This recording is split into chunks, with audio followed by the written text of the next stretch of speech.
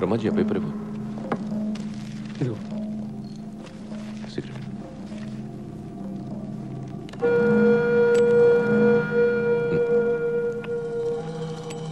Brahmaji 24 hours నన్ను ఇంత బాగా చూసుకుంటున్నావు కదా, నీ గోలేంటి? గోలే ఉంది, ఇలా నీ దగ్గర పని చేయడమే. అదే గోలా? అంతే.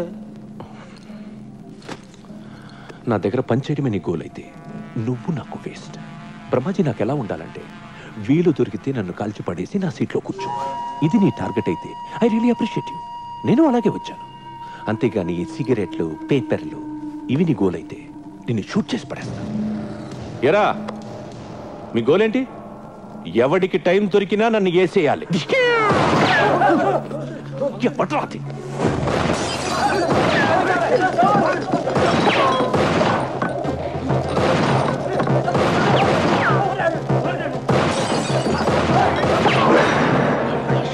కైలాష్ గారు వచ్చాడు, పగడో.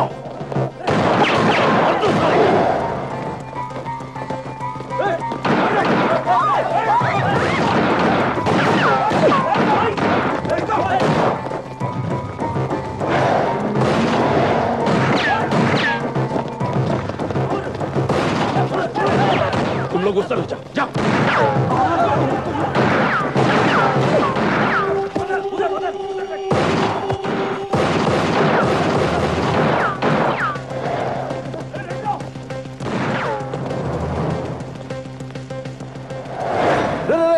నేను రవి.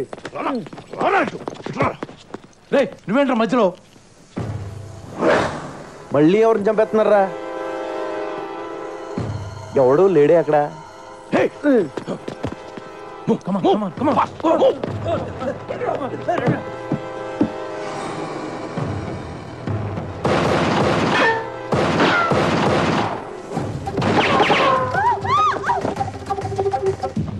నేను నిన్ను కలవడానికి వచ్చా.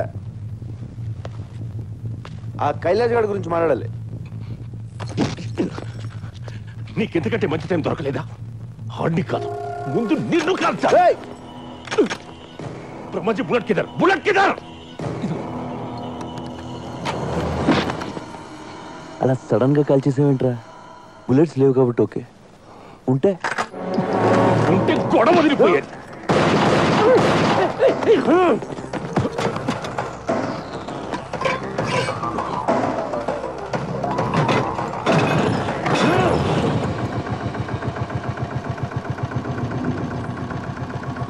కొట్టేసుకుందాం అంటే రెడీ. నేను వచ్చింది కైలాష్ గురించి. ఆడి జిరాక్స్ కాపీ నా దగ్గరికి వచ్చింది. నీకు మెంటలారా?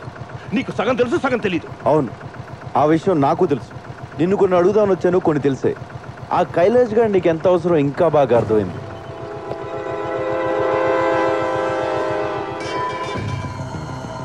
అర్థమైంది. దమ్ముంటే ఆ కైలాష్ గారిని పట్టుకో.